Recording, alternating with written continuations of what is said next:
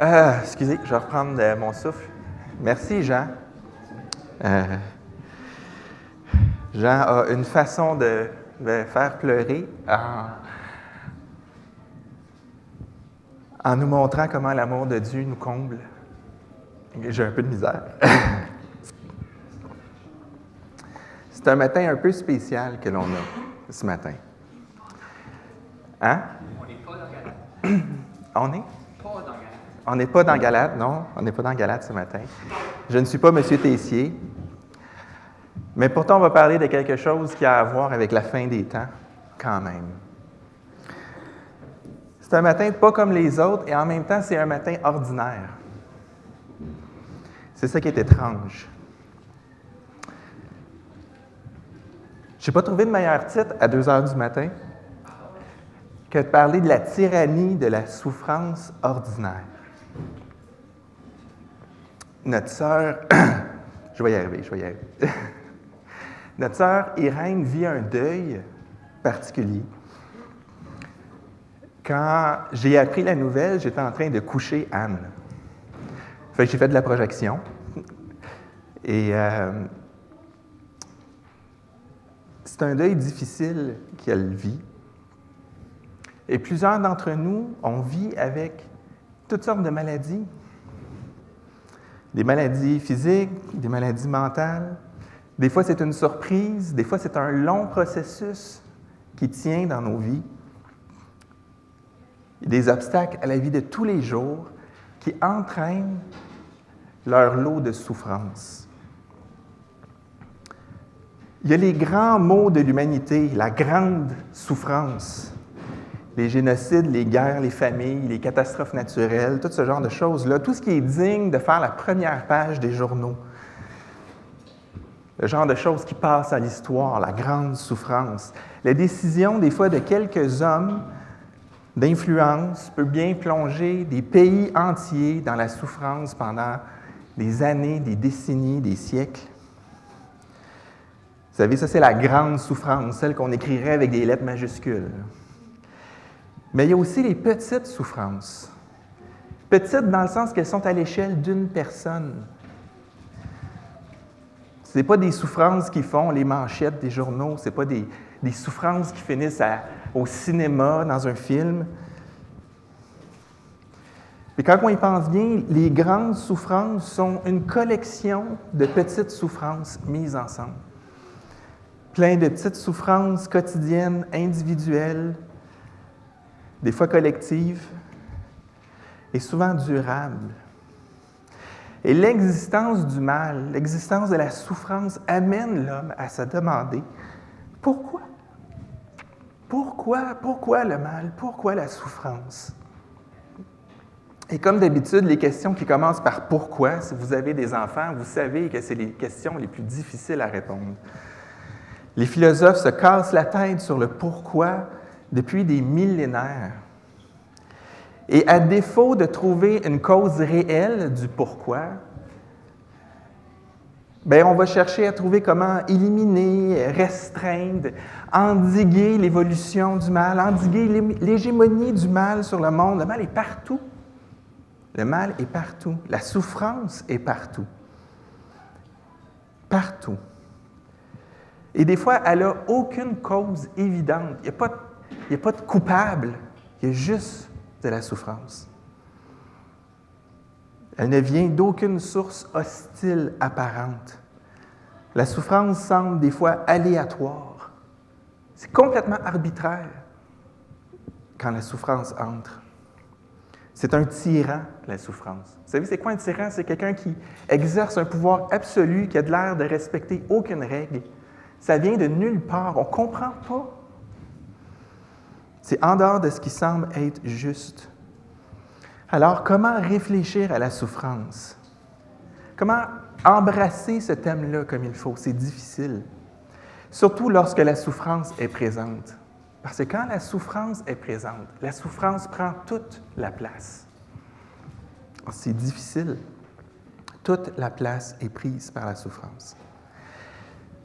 Les religions anciennes ont imaginé des dieux qui ressemblaient aux hommes. colérique, capricieux, égoïste. Et dans cette façon-là de voir le monde, la souffrance, ça fait partie du monde. C'est naturel parce que c'est comme ça que les dieux sont. La souffrance s'explique par le fait que le désordre et la corruption font partie de l'univers. Ça fait partie des dieux, ça fait partie de ce qu'ils ont créé. Les dieux souffrent, les hommes souffrent. Alors, dans cette façon-là de voir, on ne peut pas éviter la souffrance. Elle est inévitable. Il n'y a aucune piste de solution. Des fois, il y a d'autres philosophies qui vont dire que la souffrance vient de nos désirs égoïstes. Si on enlève nos désirs, si on s'oublie soi-même, on ne souffre plus. Tout retombe sur l'homme, sur l'individu lui-même qui doit s'émanciper du mal en décidant de ne plus rien désirer. Il faut que l'homme apprenne à ne plus être égoïste. Mais la parole de Dieu nous montre que ça, c'est vraiment pas une bonne description des choses. C'est pas utile de considérer la souffrance comme ça, parce que c'est pas la réalité. Genèse 1:31 nous dit « Dieu considéra tout ce qu'il avait créé. C'était très bon. » Le monde dans lequel Dieu a placé l'homme était très bon. Pas de mal, pas de souffrance. Il y eut un soir, il y eut un matin, ce fut le 6e jour. Tout est créé dans l'ordre, dans le calme, dans une série d'étapes. Le premier chapitre de la Genèse nous montre un artisan qui réfléchit, qui évalue chaque étape de son travail. Chaque jour, Dieu regarde son travail et fait un jugement. C'est bon, c'est bon, c'est bon. Et quand tout est achevé, c'est très bon. Tout est accompli, tout est parfait. C'est très bon. La création, aucune étape a mal été. Tout était très bon. Elle était très bonne. À la fin du commencement, tout était très bon. Qu'est-ce qui se passe alors? Qu'est-ce qui s'est passé? Parce que clairement, les choses ne sont plus comme ça. Qu'est-ce qui s'est passé? C'est que le péché gâche tout. C'est pas plus compliqué que ça. Le péché entre dans le monde. L'homme fait entrer le péché dans le monde et le péché gâche tout. Romains nous dit, c'est pourquoi de même que par un seul homme, le péché est entré dans le monde, et par le péché, la mort, ainsi la mort atteint tous les hommes, parce que tous ont péché. Le péché entre dans le monde, le péché corrompt tout. Oui, l'homme est mortel, mais ça va plus loin que ça. La création elle-même souffre. Plus loin dans Romains, Paul va dire « J'estime que les souffrances du temps présent ne sauraient être comparées à la gloire à venir qui sera révélée pour nous. » Aussi, la création attend-elle avec un ardent désir la révélation des fils de Dieu. Car la révélation a été soumise à la vanité, non de son gré, mais à cause de celui qui l'y a soumise, avec l'espérance qu'elle sera aussi affranchie de la servitude de la corruption, pour avoir part à la liberté de la gloire des enfants de Dieu. Le péché, la mort, la corruption, tout part en vrille à partir de Genèse 3. Le péché ne fait pas juste affecter l'homme, il affecte tout ce qui est autour de nous. La création est rendue corrompue. Et coupée d'une vraie relation avec notre Créateur, qu'est-ce qui arrive? On part à la dérive. Une dérive, une espèce de quête de sens qui finit jamais et qui entraîne les hommes à croire toutes sortes de folies, ça rend fou. Quand il n'y a aucun sens, ça rend fou. C'est comme écouter les délires de quelqu'un qui est en plein délire. C'est difficile parce que ça n'a aucun sens. Mais là, c'est notre vie sur Terre. Il n'y a aucun sens à la souffrance qui est là. On va chercher des sens à des endroits où il n'y a pas de sens à trouver, dans les plaisirs, dans les possessions, dans le contrôle, dans l'accomplissement de soi. Tout ça entraîne des blessures et de la souffrance. Ça n'a aucun sens. Il y a des souffrances que l'on s'inflige à soi-même, il y a des souffrances qu'on inflige à ceux qu'on aime, il y a des souffrances qu'on inflige à des personnes qui nous ressemblent et qu'on haït. On inflige la souffrance partout. La corruption est aveugle Le mal atteint les gens sans justice. Des gens qui font du bien, qui souffrent, des gens qui font du mal, qui semblent éviter la souffrance. Ils ne semblent pas avoir de logique. Vous regarderez les psaumes, vous regarderez l'Ecclésiaste, vous regarderez le livre de Job, la souffrance atteint des gens qui ne devraient pas souffrir et évite des personnes qui mériteraient de souffrir. C'est absurde, la corruption. Tout est corrompu.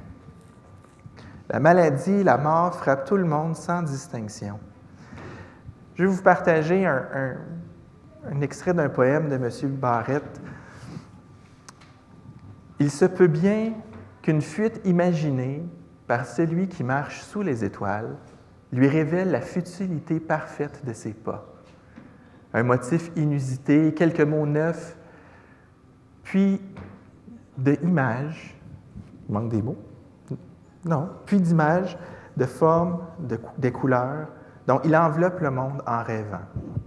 Au doux, au long passage des ombres, au bruit de la mer, au détour des routes, comme si la vie était ce paysage sans clarté, peuplé de pierres aveugles qui roulent en exil vers la fin. » Paysage sans clarté, peuplé de pierres aveugles qui roulent en exil vers la fin. Vous savez, quand je lis ce recueil de poèmes-là, ce monsieur-là, il a compris des choses. Je ne sais pas s'il est chrétien. Mais c'est pratiquement un résumé du livre de l'Ecclésiaste. Un paysage sans clarté, rempli de choses aveugles, qui sont en exil depuis le début des temps. On est en exil du Jardin d'Éden, puis on s'en va juste vers la fin. Il n'y a pas de lumière. Il n'y a personne qui voit. Le recueil s'appelle « Avant la lumière ». J'espère que cet homme a rencontré la lumière. On est en exil loin du jardin où Dieu avait planté l'homme. Et on marche sans la pleine lumière de Dieu, aveugle parmi les hommes. Le péché corrompt tout, les choses absurdes arrivent tout le temps. La souffrance occupe toute la place. C'est vraiment un problème. C'est pas pour rien que tous les hommes qui ont 2 secondes à eux s'assoient puis regardent le monde puis essaient de comprendre l'origine du mal, l'origine de la souffrance. La souffrance ordinaire, celle de tous les jours, provient, elle, d'une souffrance extraordinaire. Et la grande souffrance, elle aussi, provient de cette souffrance extraordinaire, celle de l'homme loin de Dieu. L'homme loin de Dieu souffre. L'homme loin de son Dieu souffre. Dieu est la source de tout ce qui est bon. Seul Dieu est bon, nous dit Jésus. Alors plus on s'éloigne de Dieu, plus on s'éloigne de ce qui est bon, avec un B majuscule. Alors quoi espérer? Quelle réparation est possible? Quelle restauration Dieu peut-il nous accorder? Quel genre d'espoir Dieu peut communiquer? Parce qu'autour, tout est corrompu. Mais il faut savoir que Dieu, lui, restaure tout. Il va tout restaurer. Comme une forêt brûlée finit par renaître de ses cendres puis produire une nouvelle forêt, Dieu prend une humanité déchue et il va planter le germe d'une nouvelle humanité qui, elle, va être incorruptible.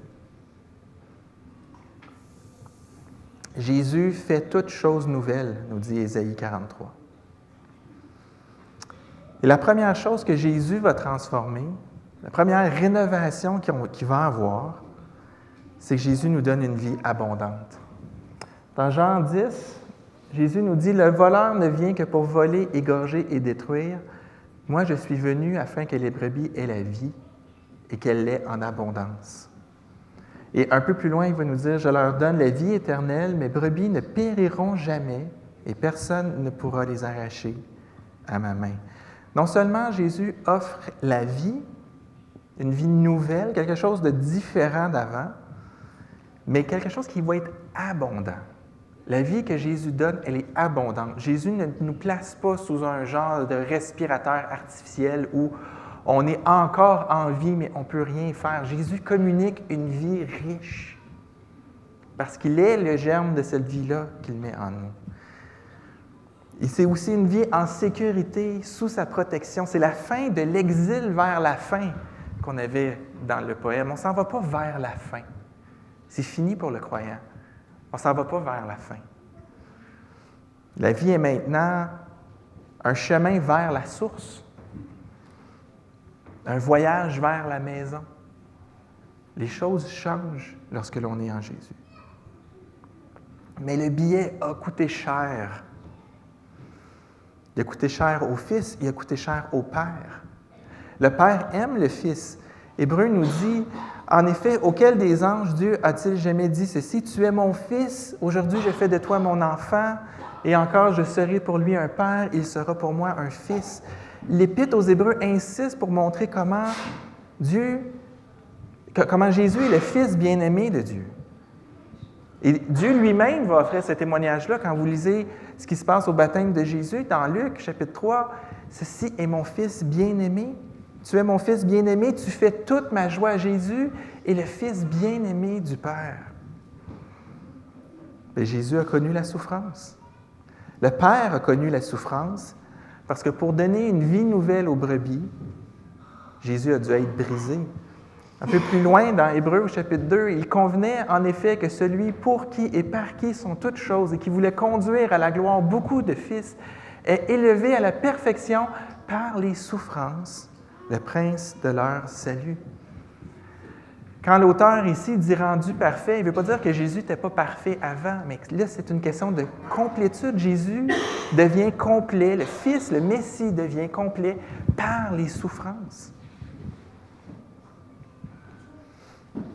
La vie et le sacrifice de Jésus sont complets, sont parfaits, une fois que la souffrance et la mort expiatoire font partie de la vie de Jésus.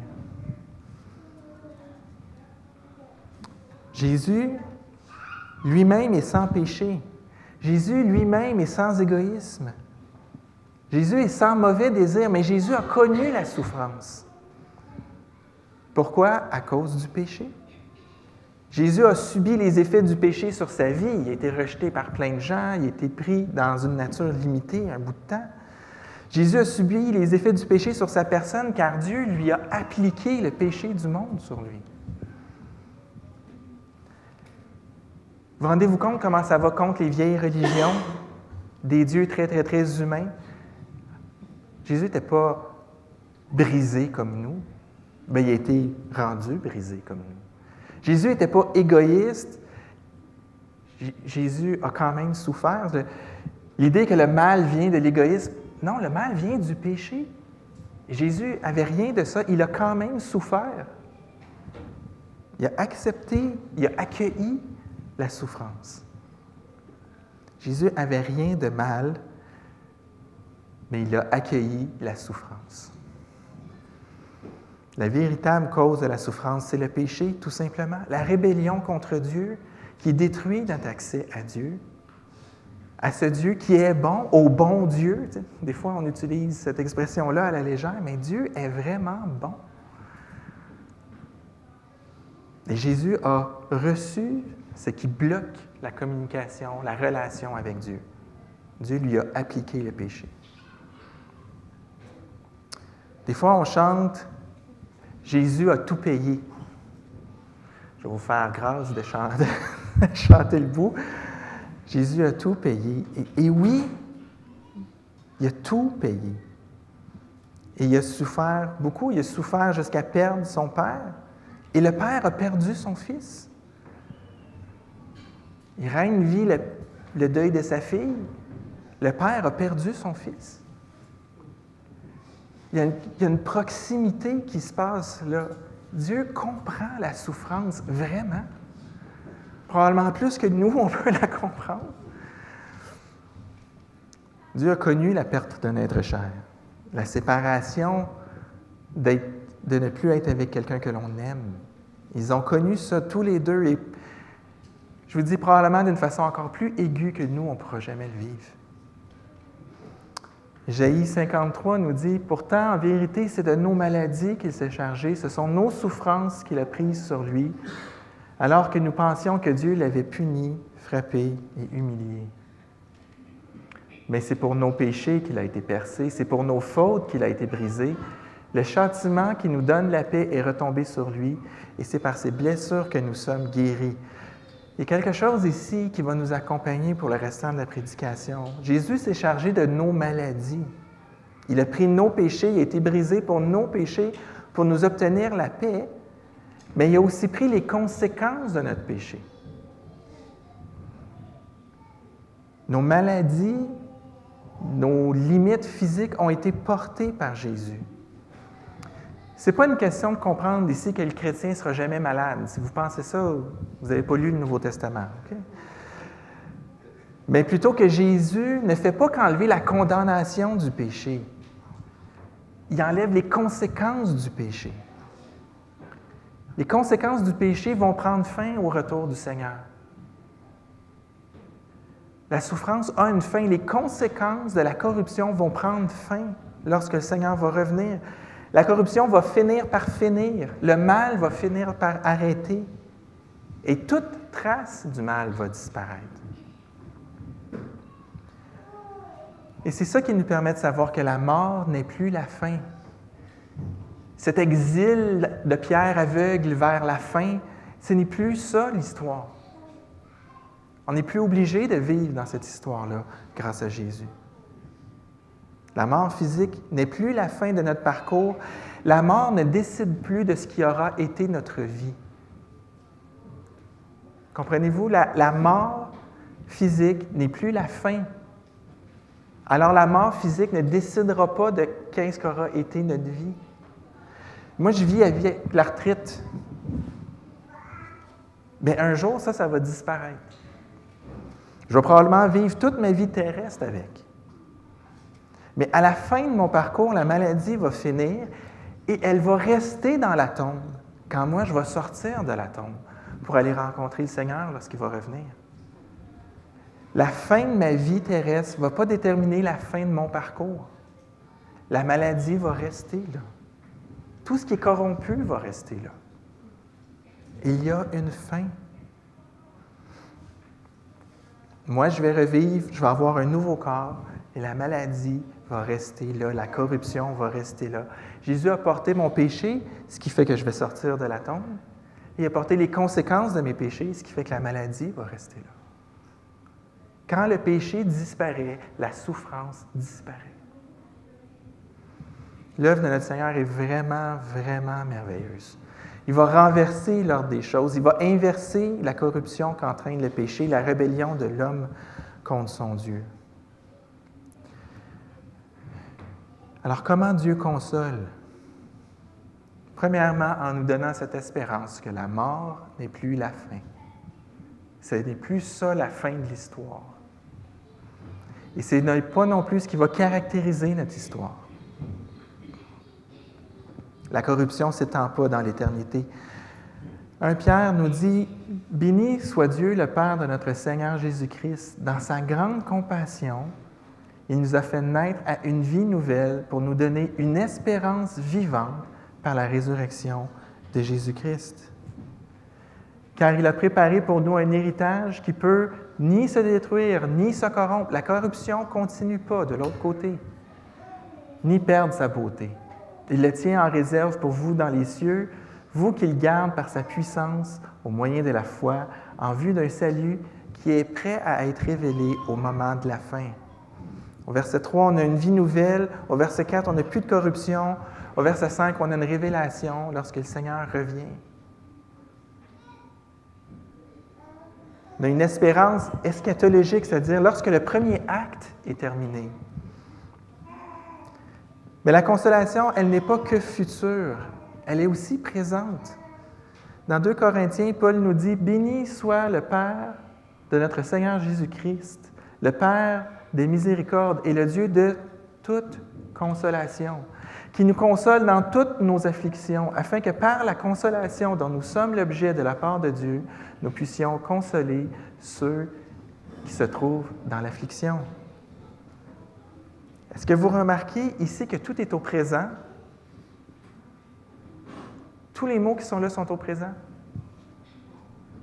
On est l'objet de la consolation de la part de Dieu pour qu'on puisse consoler ceux qui se trouvent présentement dans l'affection. C'est lui qui nous console dans toutes nos affections. Dieu est déjà en travail dans la consolation. On souffre, on est consolé par Dieu, alors on peut nous-mêmes consoler.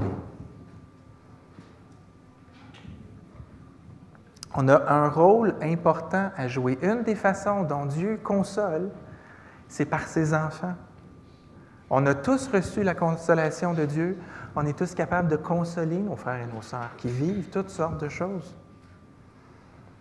La consolation vient de Dieu et elle vient des hommes qui sont consolés par Dieu. Remarquez l'expression ici, « toutes nos afflictions ». Ici, on peut être tenté de sortir le texte de son contexte. Parce que les afflictions et les douleurs qui sont ici sont décrites au verset suivant. « Car de même que les souffrances de Christ abondent en nous, de même notre consolation abonde par Christ. Si nous sommes affligés, c'est pour votre consolation et pour votre salut. Si nous sommes consolés, c'est pour votre consolation qui se réalise par la patience à supporter les mêmes souffrances que nous endurons. » Qu'est-ce qu'on a ici? Le texte nous parle des souffrances endurées pour l'Évangile. Ou les souffrances à cause de l'Évangile. Être chrétien entraîne une part de souffrance à cause de l'Évangile. Mais voir l'Évangile prospérer dans le monde, c'est une source de consolation. Voir l'Évangile prospérer dans la vie de nos frères et sœurs, c'est une consolation. Voir l'Évangile progresser dans notre propre vie, c'est une consolation. Que le Seigneur rénove, que le Seigneur soulage la souffrance.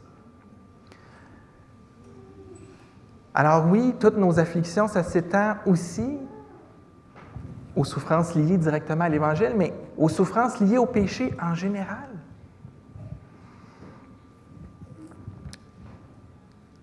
C'est comme dans Ésaïe 53, c'est pas juste le péché, mais c'est les conséquences du péché qui sont consolées.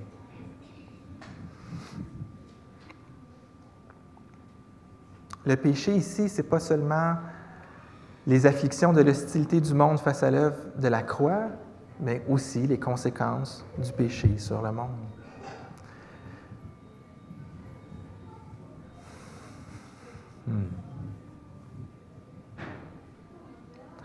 Jésus console, les disciples de Jésus consolent. Récemment, dans Galates, on a vu porter les fardeaux les uns des autres et vous accomplirez ainsi la loi de Christ. Vous vous souvenez, à ce moment-là, on a parlé que les fardeaux, c'était le péché, c'était la lutte contre le péché. Mais c'est aussi toutes les choses qui viennent avec le péché. Supporter les gens dans leur affliction, supporter les gens dans leur combat, c'est supporter les gens au travers toutes les épreuves. Parce que toutes les épreuves viennent du péché.